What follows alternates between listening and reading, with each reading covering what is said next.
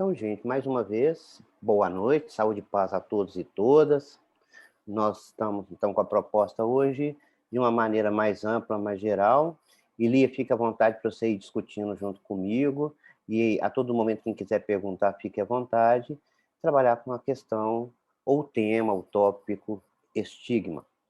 Inicialmente, essa foto que nós vamos abordar um pouquinho mais para frente, mas talvez de uma forma do ocidental seria o momento de criação efetiva do homem. Não estamos falando do planeta, mas do homem. Então, a primeira coisa que nós precisamos refletir sobre o que é estigma é a definição, literalmente, não o conceito, mas definição pelo que o Aurélio coloca para nós o que é estigma, que é uma marca ou cicatriz deixada por ferida, ou ainda um sinal natural no corpo. Essa é a definição mais simplória que a gente pode ter do que é estigma. Ao lado, nessa foto, eu não vou denominar a nomenclatura que poderíamos pensar Jesus, ou Cristo, ou Messias. O nome dessa peça correto é O Homem do Sudário. Essa peça é uma criação em 3D. Ela está localizada no Instituto Notre Dame, que fica em Jerusalém. Essa peça é uma representação por computador que fez um escaneamento do sudário, e o sudário não recebe o nome sudário de Cristo. A definição dele é o homem do sudário, e por elementos finitos foi criado, então, essa projeção do que seria o corpo daquele que foi envolto por esse sudário.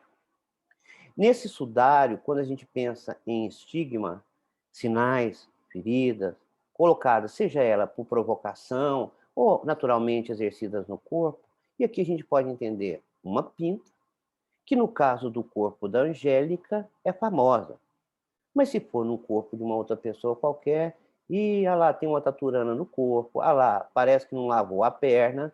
Então, os significados dos signos são representados de acordo enquanto percepto, ou seja, aquele que vai observar ou com a bagagem que ele vai trazendo. Quando nós pensamos em bagagem, nós não podemos esquecer que à medida que nós vamos desenvolvendo, crescendo, nós vamos acumulando aspectos culturais, aspectos sociais, políticos, religiosos, acadêmicos.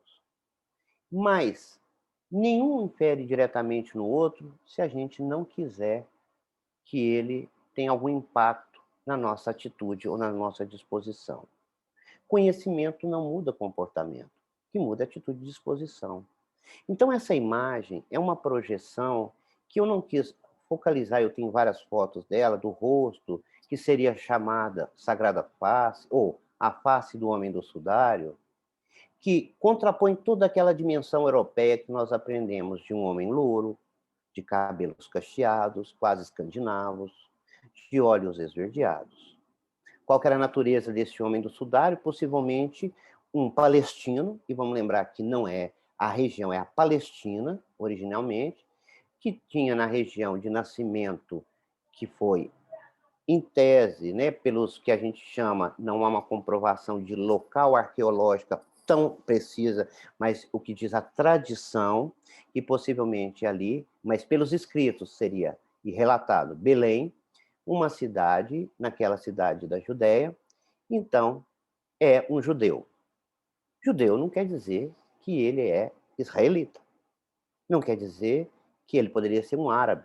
Mas esse homem não tem uma tipia. É longilíneo, alto, com membros longos, mostra um corpo dilacerado, as costas, principalmente, uma lança, e que tem uma tipia totalmente daquela que nós fomos aprendidos a entender, que aquela face diz respeito a uma divindade.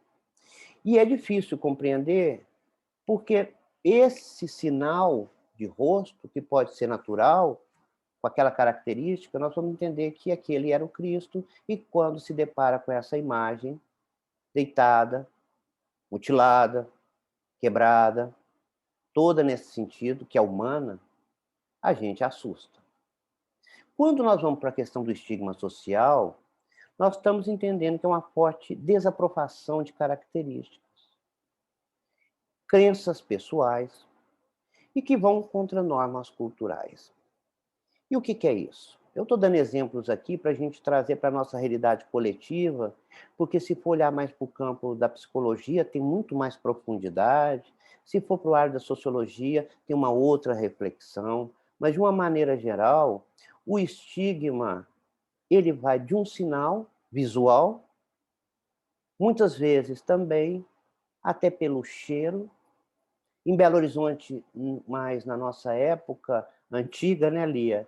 Quando se passava no centro de Belo Horizonte, se sentia o cheiro de mexerica, falava tem pivete na área. A associação do cheiro com o menor infrator, então associava, era pivete. Pivete com mexerica? Eu não sou Sim, desse tempo, não. é sim, senhora, porque é mais antigo um pouco que eu. Mas Ah, o como que no é que cheira mexerica? que quando, porque era um alimento que eles comiam mais no centro, jogava a casca ali. Então eles ficavam agrupados na região ali da rodoviária, e Ah, a associação que tinha na época era que quando se sentia cheiro de mexerica, sempre estava associado a um grupo de pivetes que estava andando. Por isso que fala que uma pessoa, quando estava andando, fala, ê, pivete, que era o cheiro da mexerica. Como também, se a pessoa está com algum odor, já se falava, se tinha sempre uma associação estigmatizada com alguma outra relação de etnia. Então, dentro desses estigmas sociais, frequentemente vão levar à marginalização. E é interessante que quando a gente vai ver sobre o estigma, essa marginalização é a maneira que a gente tem de confinar as pessoas em espécie e colocá-las sempre à banda, à margem. Quando um poeta, esse sim, judeu, ele não nasceu em Israel. E Heruda, ele vai falar sobre a Jerusalém que ele pretende, ele coloca que ele não quer nem ser da Jerusalém de cima nem a de baixo, ele quer ser a Jerusalém do centro, que quando ele olha, ele não vê o grande problema que Jerusalém inteira foi considerada santa, mas ele vê é aquele cidadão que está lá sentado, que vai levar alimento para sua família, que é a realidade. Então, diante dessas questões de marginalização, nós vivemos, por exemplo, a prostituição, que tem que estar sempre numa zona boêmia, nós colocamos, porque, mas você sabe que, como que você sabe que ela é uma prostituta? Pela roupa.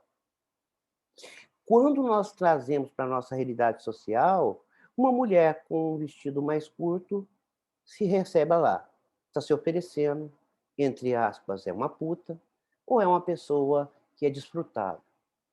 Se o homem usa, como se for na França, uma roupa mais, vamos falar, acoplada ao corpo, uma roupa mais refinada, como também na Itália, ele é homossexual, ele é gay, ele é afeminado. Então, isso tem várias observações, dependendo do local que você está, da cultura que você traz, mas sempre nós vamos querer marginalizar, porque nós todos queremos ter uma tranquilidade, vamos falar assim, uma higienização em relação àqueles que estão próximos a nós. Para a sociologia, no sentido contemporâneo, o estigma também pode ser conceituado como uma marca objetiva que recebe uma valorização social negativa. E é isso que nós estamos falando. São agrupamentos de pessoas, como na época que eu passei, a Lia também passou por nomenclaturas como falava que era portador de uma deficiência, então não podia falar, por exemplo, que o paciente era diabético, que o paciente tinha epilepsia, aí começou a falar que ele era portador, a pessoa não é pobre, é socioeconomicamente menos privilegiada, depois foi mais favorecida, menos favorecido, e com isso, a origem dessas representações culturais, sociais, e quando a gente vê que essa necessidade de mudança facial para uma homogeneização social de aceitação, com harmonizações, cirurgias plásticas, nós vemos que todo mundo passa a ter o mesmo padrão. Então, muitas das vezes, a extirpação de um estigma é para não ser marginalizado, como nós ouvimos hoje. A pessoa fica isolada e, com isso, tem sofrimento. O portador de deficiência, muitas das vezes, vai ter esse estigma visualmente demonstrado, seja na face, em membro, na taxia, na movimentação, por várias manifestações que vão ser identificadas. Então, nesse sentido, quando a gente pensa na nossa formação mais ocidental, e principalmente, vamos falar da questão grega, da romana, e que vem trazendo, mas principalmente quando é difundida pelo Império Romano e adaptada, e aí vem muito também de uma influência chamada da regra do mestre, e depois deriva para a regra de São Bento.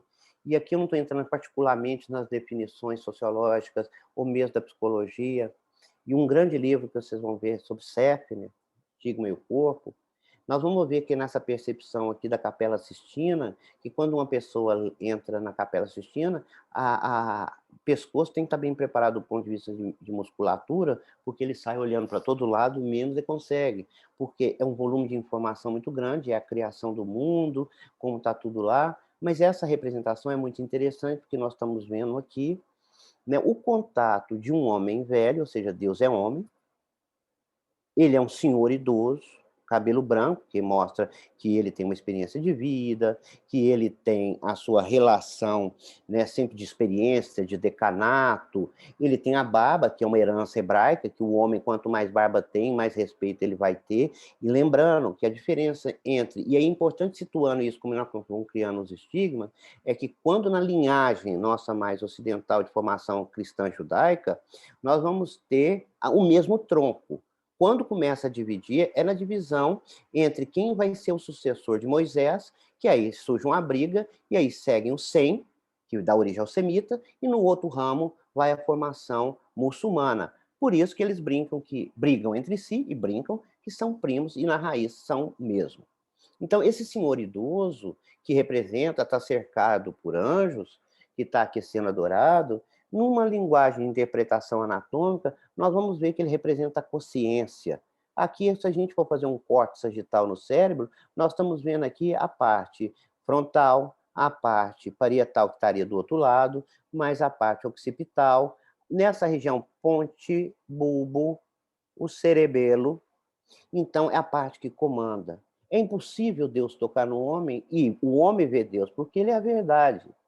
Agostinho de Hipona falava: Deus é a verdade. Por definição bíblica, Deus é. Qualquer adjetivo que nós colocarmos é estigma ou tentativa de humanização.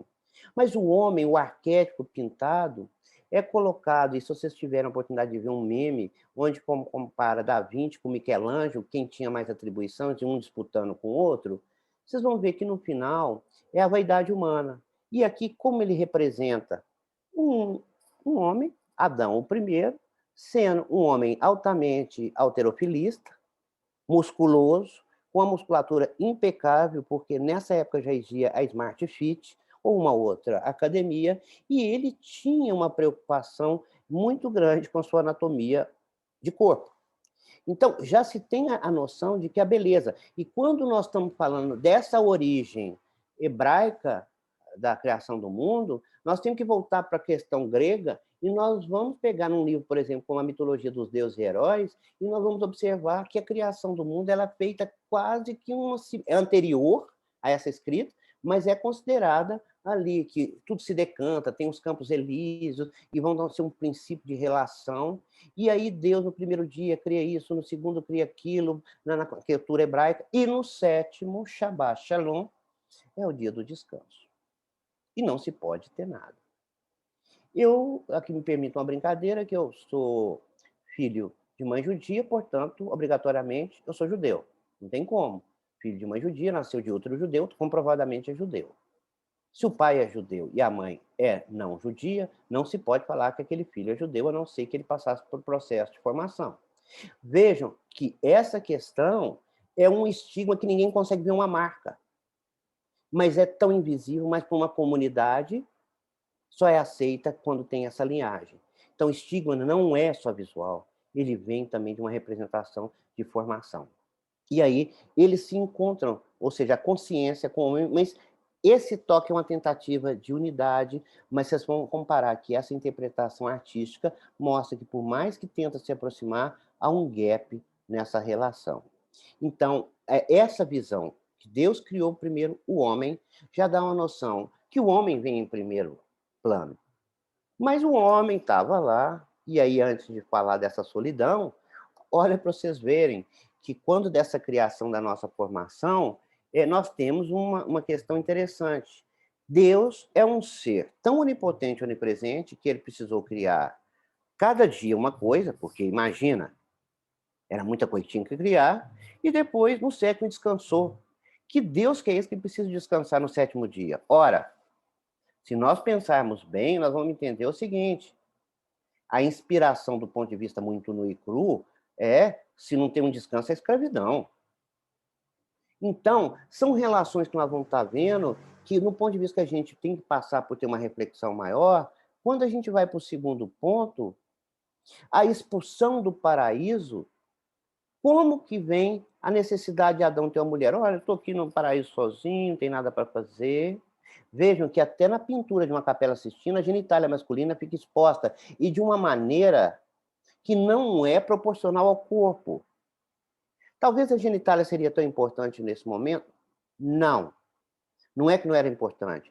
Tem uma questão de censura também. Mas aqui, porque na cultura grega também, era muito mais o que era visual, porque os relacionamentos entre sexos e intrasexos eram permitidos socialmente, eram aceitos. Mas aqui é uma questão de censura. Mas, mesmo mostrando a mulher já é mais despida. A questão fálica é presente aqui, que é um estigma de poder, é uma relação. Mostra que, então, esses dois estavam vivendo felizes no paraíso, não tinha nada. E a única coisa que foi imposta para eles: não comam da árvore da sabedoria, que é representada por uma maçã. A maçã, na cultura grega, tem o nome de pomo. O pomo vinculado a uma deusa chamada Eris, deusa da discórdia, que, quando não convidada para um casamento, se sentiu muito irada, foi lá falar: não me convidaram, não. Fez uma maçã de ouro, chamada pomo, escreveu ao mais belo e jogou no meio da festa, e começou a briga dos deuses para poder ver quem pegava a maçã para falar que era o mais belo. Por isso, Eris é chamada a deusa da discórdia. Nesta aqui, se a gente transpõe, a serpente, a cobra, que é um ser dual, para o bem e para o mal, um ser que vive muito tempo, que tem uma origem aí, que muito de termos de evolução, continua presente, é a serpente que chega para a mulher e fala assim: por que você não vai comer? Qual era o único fruto que não podia comer? A maçã. O resto tudo podia fazer, mas comer a maçã da sabedoria, não. Vejam, o significado não é a maçã em si, mas é ter o conhecimento, a sabedoria.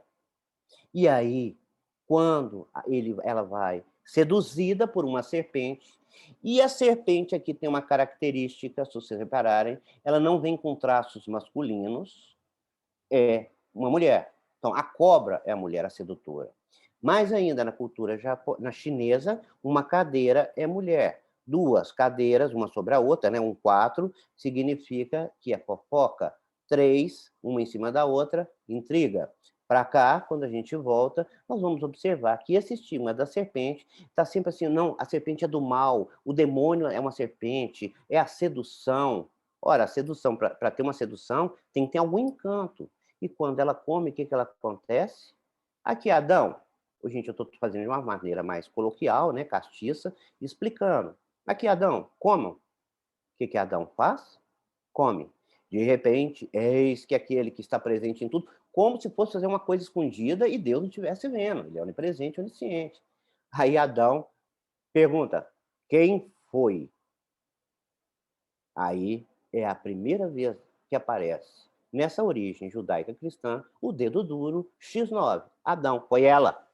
Adão não teve nem a obrigação, não, ele denuncia que é a mulher. Como sentença, que eles souberam que eles estavam, então, comendo da árvore da maçã, da vida, da sabedoria, eles são condenados a sair do paraíso. E aí, qual que é a sensação da representação? Se viram nus. Simbolicamente, isso quer dizer que no mundo nós estamos sozinhos. Você viu a realidade. Então, você teve ciência dessa realidade. Que você, desde o momento que você você nasce, você vive, você é sozinho. Por mais que exija relacionamento, você é um ser. E que, nesse processo, existem unidades e tudo, mas você vai levando. E aí vem a origem do pecado original. desobediência. Então, nós já nascemos com essa culpa de um pecado original. Ora, que maldição que é essa que nós temos que carregar esse estigma invisível de uma culpa original por uma coisa que dois cometeram lá atrás? Bom, se terminasse por isso, uma questão. Tinha só Adão e Eva no paraíso. São expulsos, se veem nus, ou seja, estão diante da realidade, estão diante são sozinhos naquele momento. Vergonha de quê? Vergonha do ato do conhecimento, da realização do mundo, da vida. Então, eles estão desnudos, ou seja, estão desprotegidos, vulneráveis. Esse é o sentido, então. Então, simbolicamente, nós vamos representando esses estigmas, essas colocações, por verdade. Mas vejam, ninguém com defeito. E aí, olhem para vocês verem a espada expulsando ele na nuca e a vergonha com que é representada a Eva. E aí, nessa relação, eles têm 2 filhos, Caim e Abel. Caim mata Abel, dito por inveja. Então, se a gente faz uma tese que existiam 3 homens num paraíso e uma mulher, como que houve procriação se não ocorreu incesto? Não seria, em tese, uma briga também por uma única mulher, Eva? Então, como se perpetuou se não houve endogenia ou formação de incesto familiar? São reflexões que a gente vai vendo, então, como vão se conquistando preconceitos, estigmas, e aí todo mundo nasce com uma marca. Nessa cultura, quando a gente vai para a África, nós vamos ver, então, que, segundo o padrão kasher ou kosher, não se pode misturar derivados de carne, proteína, com leite. Porque está escrito que não pode. Ora, um povo que anda para o deserto, um povo que está como lá na África, que não tem fonte de alimento, matar a vaca seria uma burrice, ou seja, eu como a galinha ou como os ovos? Se eu matar a galinha, eu não vou ter mais ovo, então eu vou comer o ovo. Então, eles têm que fazer a fonte de proteína deles sendo leite misturado com o sangue. Então, fazem essa sangria, o latejamento, e fazem. Porém, isso começa a mudar, principalmente no norte da África, quando a rainha de Sabá, então, vai, né, tem um relacionamento, tem uma influência de relacionamento muito forte, e com isso forma-se uma migração que essa população começa, então, a também se proibir. Então, o que era costume, por uma questão de crença, se proibiu esse tipo. Vamos pensar na gente aqui no Brasil e trazer para a questão de sinal que não pode ver. E por que são estigmas que a gente está trazendo por aspecto? Não pode misturar leite com manga, porque morre. Não pode fazer isso, se apontar para o céu, nasce verruga no dedo. Isso tem muito de herança que nós estamos falando. Não estou jogando culpa nessa herança, porque a gente pode ter um espírito crítico, mas é uma realidade que a gente precisa entender que nós começamos a separar. Nessa mesma cultura, a partir do momento que você nasce com uma doença, você é considerado um maldito, um não abençoado pela divindade, porque se nasceu com algum defeito. Quando uma criança nasce com lábio leporino, há ditados aí que é porque a mãe usou a chave do lado esquerdo no bolso, por que isso, por que aquilo. E crianças que nascem com trissomia do 21, no caso síndrome de Down, é porque também houve alguma punição. É sempre uma busca para tentar a explicação do que nós somos humanos. Nós temos sinais individuais, características individuais, que isso não nos diferencia. Eu vou acelerar um pouco mais. Em relação à questão ainda do gênero, ou seja, o estigma muitas vezes está ligado também à própria característica, não tão real, mas por questão do gênero, do sexo, onde nós temos Hipátia e Hipócrates, Hipócrates, o pai da medicina, e Hipátia, pouco falada, uma grande física matemática na região da Alexandria, onde Cirino, o bispo, mandou queimar a biblioteca e persegui-la, porque ela era uma mulher, que era, então, criticava esse bispo, e ele manda pôr fogo na biblioteca de Alexandria. Então, mesmo a questão do estigma não ser um sinal, mas ainda nós vemos que o fato de ser mulher ganha menos. Ah, mas isso está ligado à representação? Não. São sinais, é um corpo inteiro que é um sinal, é uma representação de um conjunto. Quando nós vamos para a cultura hindu, essa foto é muito significativa. Nós estamos vendo aqui uma divindade ao centro. É interessante que quando a gente compara as culturas, e nós não podemos falar que é da questão religiosa, social, a não ser que fosse totalmente, porque até o verdadeiro ateu, quando num momento de desespero, quando digo famoso ateu verdadeiro, é aquele que se diz ateu, ele vira e fala: Nossa Senhora, ah, meu Deus. Então, na hora do desespero, todo mundo recorre. No, no desenho da família da pesada, quando numa figuração que Deus estava num bar conversando com a mulher e tomando uma cerveja, a mulher estava com um cigarro na mão e pede assim: ah, acende esse fogo para mim. Ele coloca o dedo, acende a chama e manda. Quando ele manda a chama passa e pega fogo no bar. Aí o próprio Deus fala: Jesus Cristo. Aí aparece Jesus Cristo, foi pai, vamos dar no pé. Então, vocês verem que essas brincadeiras, e quem escreve a Família da Pesada, né? E American Dad é o Seth, que é filho de uma família judaica. É uma própria sátira à formação. Então, quando nós vemos essa trindade hindu, como tem a trindade no cristianismo, a trindade hindu formada por Brahma, Vishnu e Shiva, Lord Shiva, que ganha esse título muito pela cultura britânica, e Lord Shiva é o que está ao centro, que é uma divindade, que aqui não vou entrar muito no mérito, que é caracterizada pelo yoga, aquelas posições que tem um conjunto de mãos, tem várias representações. E uma delas, que muita gente, por exemplo, Krishna aparece como pavão, mas Krishna não de origem era divindade. Mas o Shiva, e quando eu uso o Shiva, eu estou falando o Deus, mas é a divindade. Mas nessa divindade, quando se representava na forma masculina, e a maioria das vezes é assim, ele tinha uma consorte humana, que era Parvati. Parvati. E Shiva adorava fazer essas viagens astrais, né, de viajar e ficar 3 anos, 4 anos fora de casa. E, encurtando a conversa, nós estamos vendo aqui a Parvati ao lado, abraçado do lado direito, e aqui simbolicamente, à direita do pai. Quantas vezes você já ouviu isso? À destra está o filho, a mulher do lado esquerdo. O lado direito, a destra chama-se, é um sinal, é uma realidade, é um estímulo de que quem você põe à direita é confiança. Shiva então viaja e não sabe que ao viajar por 3 anos, Parvati estava grávida de Ganesh, que é essa divindade. Quando ele volta, Ganesh era uma criança e ele vai de encontro ao pai Parvati. Perdão, a Shiva. E Shiva, então, não sabendo Lord Shiva não sabendo que era filho, ele acha que era uma traição de Parvati, pega uma foice e decepa a cabeça do filho. Parvati, vendo aquilo, entra em desespero e começa a gritar: Shiva, olha o que você fez com seu filho.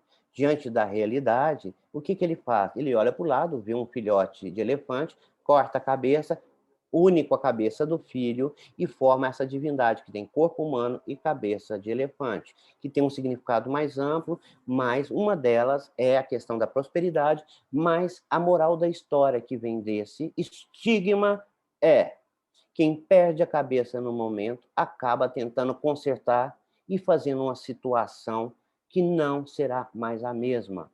E essa cabeça ele fala assim: ouça mais, por isso tem a ouvido grande, boca pequena para falar menos, e um nariz muito grande para poder aprender mais, ter mais cheiro do mundo, o poder sentir o máximo antes de tomar qualquer atitude. E Ganesh, então, vive. E aqui a vaca, porque a Lord Shiva se manifestou também como a manifestação de uma vaca, e aqui é um touro, é porque não lá a divindade é muito mais por essa representação, mas também porque a vaca não se aproveita de tudo. Os indianos, grande parte é vegetariana, mas a vaca é para um princípio que dá o leite, do leite faz os iogurte, queijo, os vários derivados, do touro faz botão, do couro faz roupa. Então, é um animal que se aproveita de tudo, é um animal que dá tanto bem que não se mata lá. O estranho é que pode se matar outros tipos de animais, mas nesse caso não se pode, inclusive, expulsar uma vaca de casa. Diante disso, nós estamos vendo a aceitação da cultura hindu de anomalias, deformidades, como essa de Shiva, que na nossa cultura a família esconde, porque, principalmente em classes mais privilegiadas, porque não é tão bem visto. Quantas vezes a gente já ouviu falar assim: "Ah, ele tem um probleminha". Criança, quando tem epilepsia, aí tem um pequenino problema. Ou, o que a gente vê num livro de psicossomática e pediatria do professor Melo, que infelizmente já faleceu, ele fala que a perpetuação da doença, do coitadismo, do sinal que a criança tem de perpetuar aquilo ali, porque sempre vai ser um fragilizado sem dar autonomia. E o que nós vimos hoje na aula é que quando você dá condição da pessoa empoderar, a pessoa passa a ter, né, também conquista e passa a exigir a participação dela na vida. E na cultura hindu ainda, quando se nasce criança com qualquer tipo de deformidade, na cultura é uma bênção divina, é um privilégio. Hermafrodita, por exemplo, lá tem uma categoria muito interessante. Eu vou dar um pulo agora, voltando um pouco para a cultura ainda numa formação muçulmana, por exemplo, em Marrocos, não sei se vocês sabem, e no Oriente Médio e no Irã, mas em Marrocos especialmente, a cirurgia de adequação ou de reanatomização de genitália, ela é muito aceita para a questão, né, dos transgêneros, porque pode ter relação homossexual? Não. Não é aceito? Não se pode.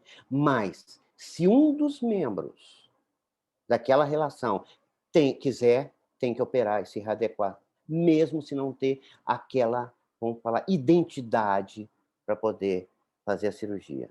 Tem um documentário sobre isso que a gente vê como que a pessoa está ali fragilizada sentimentalmente, do ponto de vista humano, desgastada, mas tem que fazer isso para ser aceito. Então, Marrocos é um centro de cirurgia de readequação altamente especializado na área de cirurgia plástica. E aqui, a questão do estigma visual, ninguém quer aceitar. Hoje nós temos, por exemplo, uma criança que nasce, até 3, 6 semanas de vida, já faz o primeiro fechamento do lábio, cirurgia plástica, como o Hospital da Baleia, SUS, faz isso muito bem feito, a equipe do professor Renato Lage, cirurgião plástico, outros centros têm, mas essa visão não é só do estigma que a gente tem que ver essa criança, é como que vai ser a relação social, familiar, o cuidado, a atenção dessa criança, como vai representar essa vida se não for, então, entendida que essa má formação que ela teve, que pode ser uma traduzindo melhor, ser só aqui na região anterior, pré-forame, no forame, ou chegar até completamente transforame, como que vai ser a alimentação, o crescimento, a questão da fala, do desenvolvimento. Essa relação, quando um pai vê uma situação dessa, os relatos que a gente tem é que há abandono porque a culpa se cai para a mãe. Eu não quero conviver. Abandona-se essa família porque é uma criança que vai ter essa má formação. E é um sinal visível. Um hemangioma no rosto, queda de cabelo. Por que não pode ser careca? Por que não pode ter isso ou aquilo? Por que não pode pintar? Por que não pode mudar a cor de cabelo? Porque socialmente esses estigmas, repito, não são sinais adquiridos ou de corpo, mas conforme a teoria da Gestalt, é um conjunto de coisas que nos fazem lembrar e marginalizar as pessoas e confinar elas em espécies e torná-las não inabilitadas para aceitação social plena. Certo? Então, essa é a realidade que nós convivemos. Atualmente, com a questão da Covid, e aqui não querendo fazer uma questão de ideologia, mas representando aquele que está no ponto máximo do governo federal e eleito, diante de tantas mortes, de 500 e quase 40 mil pessoas mortas, quem aqui de nós não passou por conhece alguém, ou que um membro da família ficou doente, ou que morreu, famílias dizimadas, porque não tem sinal, não é visual o vírus, eu não consigo. Só se torna ali uma pessoa rejeitada socialmente se você espirrar, as pessoas abrem clarão. Mas não tem a capacidade de ir usar uma máscara. Porque talvez usar uma máscara é sinal de fraqueza, mimimi. Então, passar essa para a população que é um sinal de frango, ou de, como ele diz, viadinho, de fraco, dissemina numa população que é altamente preconceituosa, já estigmatizada, principalmente aquelas mais de periferia, que usar máscara é sinal de fraqueza. É um sinal que, se eu der um medicamento milagroso, santo grau, a pessoa não vai se contaminar. Então eu mostro, porque tem interesse financeiro, que vai ter um chip na vacina.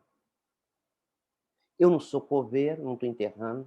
Quem morrer, quanto mais idoso morrer, melhor, porque vai desaliviar a saúde, a questão das pessoas em relação à previdência social. Então, ver um representante máximo do poder executivo mostrando uma insensibilidade, uma falta de empatia com o ser humano, com os seus governados, fazendo publicidade não comprovada cientificamente, nos faz refletir a que ponto de adoecimento mental nós estamos vivendo, qual é o nosso grau de saúde, que, embora não vendo, mas quando uma pessoa tosse, todo mundo já corre. Vejam, a lepra antigamente, pessoas tinham que ser confinadas fora dos muros de Jerusalém. Betânia é o grande exemplo. Hanseníase, prostitutas moravam juntos, estavam no mesmo nível. Mulher menstruada, ninguém podia tocar, um sinal visível a mulher apartada. Mulher casada usa preto, mulher em luto usa preto, mulher monja, que é voto perpétuo, usa preto, monja branca, monja de véu branco, ainda não é uma monja definitiva. Se eu estou branco, eu estou em Réveillon, ou é profissional da área de saúde? Pode ser, mas pode ser também um barbeiro, pode ser uma pessoa que está trabalhando com alimento, pode ser quantas outras áreas que trabalham, ou porque querem usar branco, ou ainda por defesas de crenças de matrizes africanas. Ou porque quer usar branco, por que não?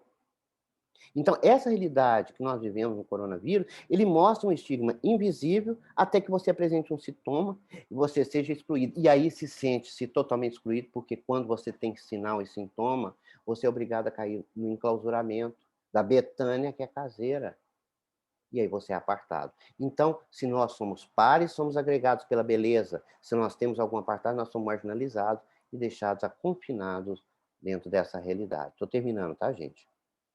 Então, diante disso, estigma não é somente sinal, é uma realidade onde que nós podemos colocar rótulos ou podemos marcar pessoas. Uma pessoa tida ainda pode ser psicologicamente massacrada por um conjunto de pessoas, quando você vai lá e fala assim, essa pessoa aqui, ela é incompetente, essa pessoa não vai evoluir na vida.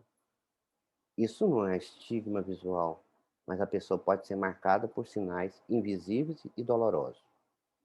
Espero ter contribuído com a reflexão para vocês e fico à disposição, professora Lia.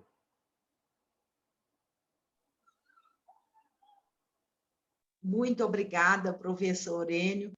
Como sempre, uma aula diferente a cada semestre, uma coisa nova.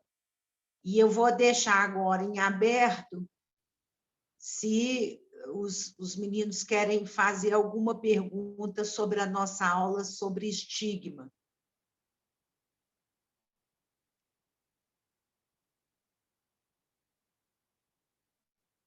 Bom, então, Enio, eu vou fazer o seguinte, eu vou encerrar a aula por hoje.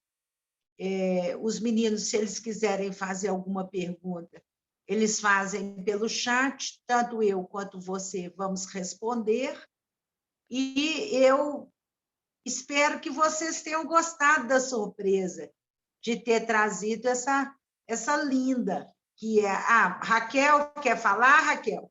Um minutinho só, tá, Lia? Eu tive um probleminha aqui, já estou voltando, é um segundo. Raquel, licença, já volto. Mas pode fazer pergunta para mim, Raquel, Não, que eu também respondo. É só agradecer, porque eu gostei muito da aula de hoje, achei que foi muito bom, assim, tanto a colocação, a parte do professor Enio, quanto da Emanuele também, eu gostei demais. Só agradecendo mesmo pela aula. Muito obrigada, Raquel, muito obrigada. Alguém mais tem alguma pergunta? Acho que o Enio deve ter... Nós estamos com um pequeno problema profissional, e eu acho, deixa eu ver aqui, que o Enio deve ter saído para resolver alguma coisa muito importante.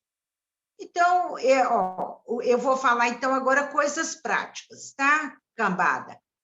Eu vou abrir a prova no dia 28 de julho, a 1h Vocês já podem responder a prova a partir do dia 28 de julho, a 1h No dia 29 de julho, às 23h59, o sistema para.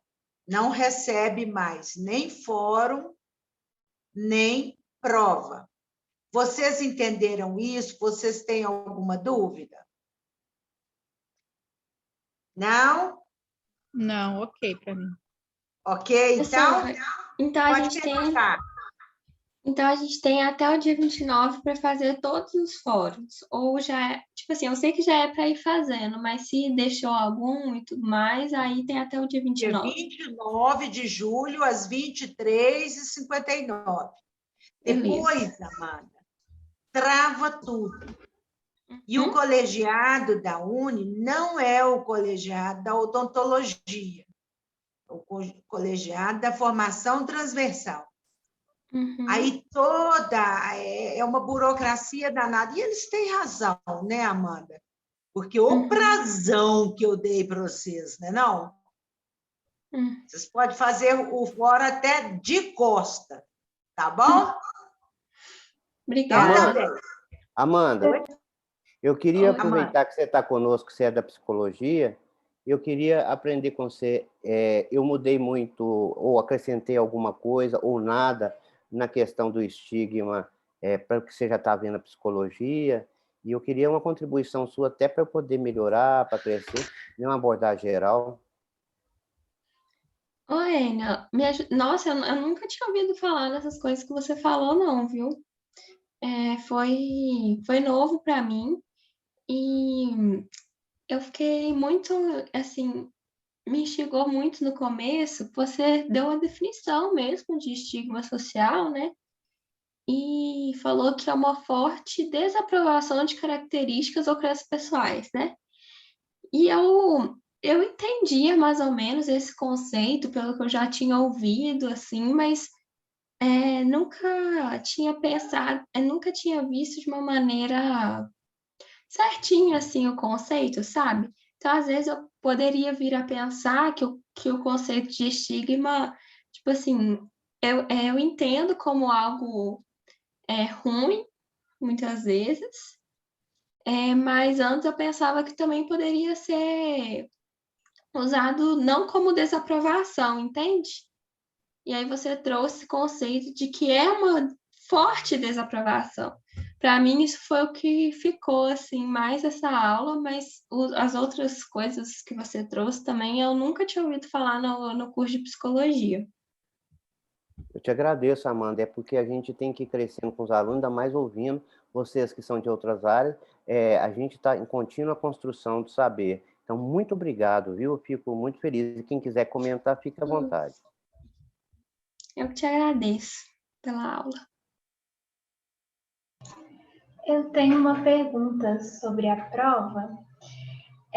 Quando a gente entrar na prova, vai ter um tempo limite para ficar nela? Por questão ou para a prova inteira? Não tem tempo limite, não.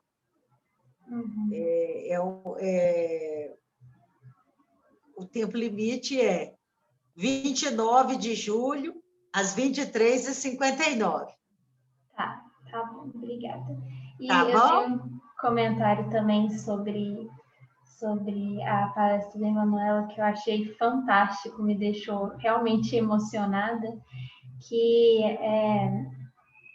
eu já tinha pensado dentro da odontologia que a gente chega na clínica sem nenhum preparo para lidar com o paciente deficiente, porque a gente não tem nenhuma orientação antes de ir para a nossa primeira clínica. E isso é uma questão que eu já tinha conversado com outros alunos, que também tem essa crítica quando a gente teve contato, né, com o paciente deficiente, a gente viu que era diferente, mas a gente não estava preparado. E eu nunca tinha pensado na possibilidade de ter não um paciente, mas uma colega de sala surda ou com alguma outra deficiência, assim. E aí eu falei, nossa, como que eu nunca tinha parado, mesmo dentro aqui da disciplina, por que que eu não pensei nisso? E por que que essas pessoas não estão representadas lá dentro, né? E isso me deixou bem, assim, pensativo hoje. Hoje, e acho que por um bom tempo eu vou ficar com isso na minha cabeça. Então, foi muito importante para mim. Muito obrigada. Olívia, Agora, nós temos, sim, disciplinas que trabalham com pessoas com deficiência, tá? A OSP 039, ela é oferecida, se eu não me engano, a partir do 5º período. Mas é Porque você precisa ter um pouco de saber lidar na odontologia para poder atendê-los. Porque... Na verdade, sinceramente, como foi a clínica que puseram você em contato com pessoas com deficiência? Eu faço, na verdade, uma pesquisa sobre o acolhimento de adolescentes na faculdade. E aí, nessa pesquisa, a gente conversa com pacientes, com alunos, com professores, com responsáveis. E alguns alunos falaram que dentro da clínica, quando eles tiveram que realizar esse contato inicial com o paciente e era um paciente deficiente, eles não sabiam como fazer, por exemplo, se deveria conversar com os pais, se os pais deveriam estar dentro da consulta, porque com o atendimento ao adolescente, você não precisa estar com o responsável dentro da clínica, na verdade, os pais até ficam do lado de fora. Aí eles ficaram com essa dúvida, e até mesmo os professores tiveram dificuldade de lidar com isso, sabe?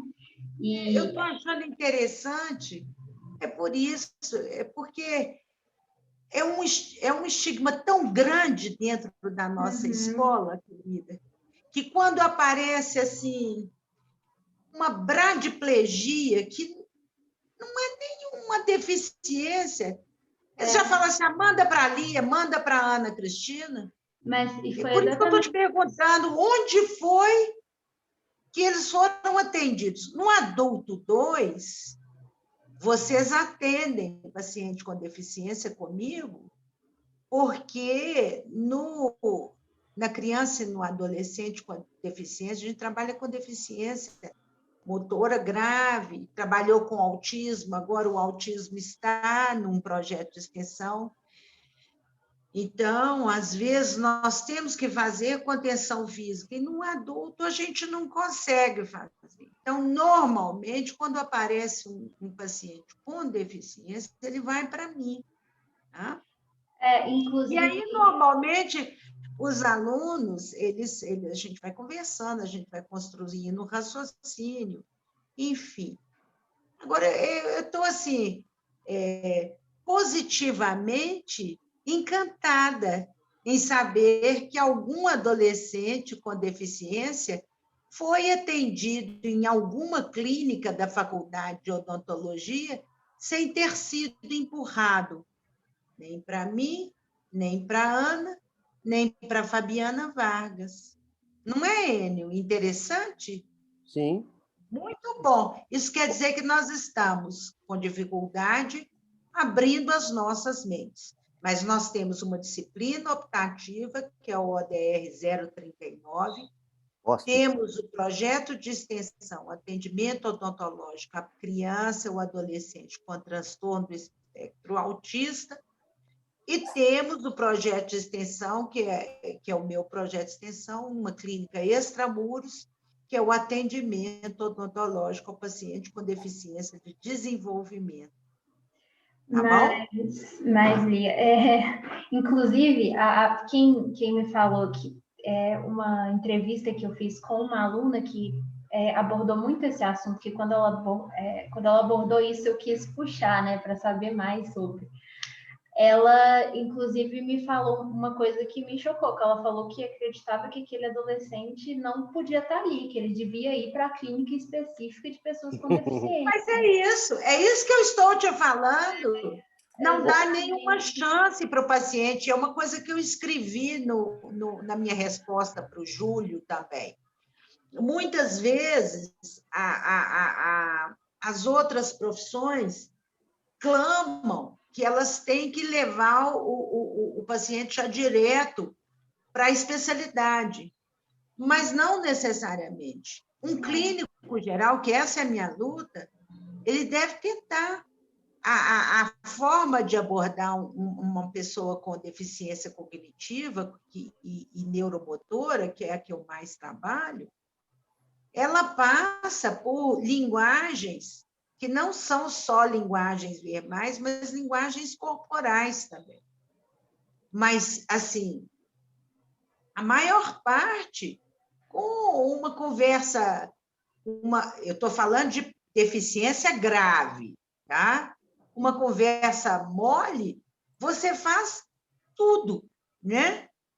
E é por isso que eu estou realmente encantada em saber que outras clínicas têm acolhido a pessoa com deficiência, porque normalmente na Faculdade de Odontologia da UFMG não é assim. Ah, manda para a Lia, manda para a Ana Cristina, manda para a Fabiana Vargas. É por isso que quando a aluna falou isso, eu fiquei pensando, eu não acho que deveria encaminhar todas as pessoas com deficiência para uma clínica específica. Eu acho que a gente tinha que estar preparado para atender eles em qualquer clínica, né? Sim, sim. E veja bem, o fator... Nossa, eu estou atrasando demais. O fator idade... O fator idade, ele faz uma diferença sem fim, tá? A gente consegue controlar com algum medicamento, tipo hidroxizina, que é um antialérgico, que não vai dar grandes problemas, o menino fica quieto, mas ele tem que ficar, ele é pequeno. À medida que ele vai crescendo, ele vai ficando forte. E aí a gente vai tendo que evoluir para outros métodos, entendeu? E na faculdade de odontologia, nós não somos pactuados com o SUS. Aí vocês vão falar assim, como não? Vocês não são pactuados com... Não, nós não somos. Você sabe por quê? Quando eu pactuo com a Prefeitura de Belo Horizonte, eu vou ter um limite para atender externos de 30%, se eu não me engano. E simplesmente tem cidade do interior aí que não faz absolutamente nada. Então, eu tenho que fazer, a Aninha tem que fazer, a Fabi tem que fazer, entendeu? Por isso que a gente não é pactuada. A gente não pode mandar para anestesia geral direto. A gente tenta, depois a gente escreve uma carta para o centro de saúde fazer um encaminhamento. Mas é isso, porque tem cidade do interior aí que depende 100% da gente. É triste. Lia, eu quero pedir só licença para falar uma coisa aqui, que eu acho que quando a gente está nesse conjunto todo, e esse exemplo foi muito bom que você deu, é que assim, me chamou muita atenção hoje a questão que a Amanda colocou da consulta, aproveitando a questão da Emanuele, porque numa consulta psicológica, né, o ideal é você se desnudar para o psicólogo, você tem uma figura. Olha como a questão da autonomia a pessoa perde. Completamente. E aí, quando foi dado o exemplo, por exemplo, que Laila Tove falou para nós que é boa noite, eu estou brincando com a Laila, né, fazendo a saudação. Ô Laila, sabe... Esse exemplo que você deu, que a professora Lia comentou, me fez lembrar, quando a gente fala de confinamento, marginalização, que está associado a preconceito, a estigma também, isso, e na década de 90, quando a gente começou a atender portador do HIV, quando se falava, não se tinha sinais não, tá? Eu digo sarcoma de Kaposi, não se tinha aquele emagrecimento, já se tinha medicação que chama até hoje HART, que é uma sigla em inglês, que é terapia de alta intensidade antirretroviral, eram poucos que atendiam. Eu trabalhei na minha dissertação de mestrado sobre o que faltava aos odontopediatras de Belo Horizonte para atender crianças. E num grupo de comparação com portadora, na época eu usava o sistema, era com HIV, AIDS, síndrome de Down e leucemia. Laila e colegas, todo mundo falava que atenderia, mesmo se tem conhecimento e técnico, atender crianças com leucemia, porque o corpo traiu, não foi benevolente. E a relação síndrome de Down, paralisia cerebral, mas essas foram inocentes, uma questão genética. E as crianças HIV, essa eu não tenho conhecimento, porque ninguém queria assumir que tinha medo, preconceito, vinha com um estigma no sangue escondido lá, de ser positivo por um vírus, mesmo ainda tendo ainda passado o período ainda, e aí eu não vou entrar na questão de exame. Então, o que eu quero falar para vocês é que a maior luta que nós tivemos, e Lia, no Hospital da Baleia, também atendeu, porque a luta maior nossa foi incorporar esses pacientes na clínica geral, numa clínica onde eles não tivessem diferenciação entre qualquer paciente, porque todos, para nós, são pacientes que têm algum tipo de lesão, que têm algum tipo de doença, e que não se contamina, porque diante de uma Covid, sim, nós não podemos atender porque pode contaminar outros, mas os outros com barreiras que não são além como o SARS-CoV-2, nós podemos ter a proteção. Se, do ponto de vista dos 2 pares de luva, a gente dá mais proteção à muleta, ok, mas a luta nossa foi por reintegração ou integração dessas pessoas como todas as outras que entram no sistema nosso de atendimento. Então, quando se fala na questão do DD, né, que tem uma doença de desenvolvimento ou que tem alguma necessidade aí especial, nós vamos ter um paciente que muitas das vezes ele é empurrado. O que a Lia falou, a gente vivencia. Chegou com uma unha virada, manda para a Lia. Não, é caso complicado, manda para a Lia, porque é uma necessidade de agrupamento. Isso também não deixa de ser marginalização, porque não é uma questão técnica, é uma questão de disposição para atender, porque o procedimento não é diferente. Lógico que você tem que estudar a doença, você vai querer ter disposição para aprender, mas isso, um paciente também idoso, tem muita alteração sistêmica que a gente na clínica tem que estudar para atender. Nós temos uma questão de trabalho em ciclos de vida, mas nós não desagrupamos ou fazemos categorizações se um idoso é portador do HIV, se ele tem câncer, se ele tem hepatite, tudo, porque nós precisamos de um paciente que seja estável e que tenha dignidade para que ele possa ter integralidade.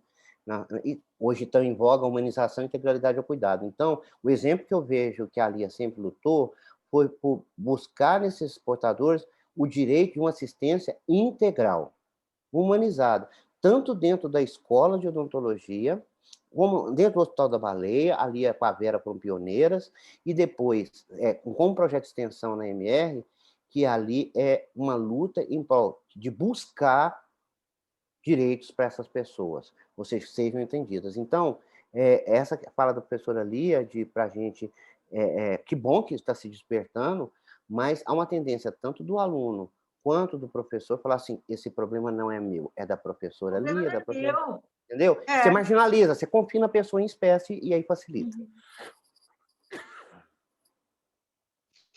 Ô, gente, olha, são 20h40, eu vou dar um grande beijo para vocês, um grande beijo no meu amigo Enio.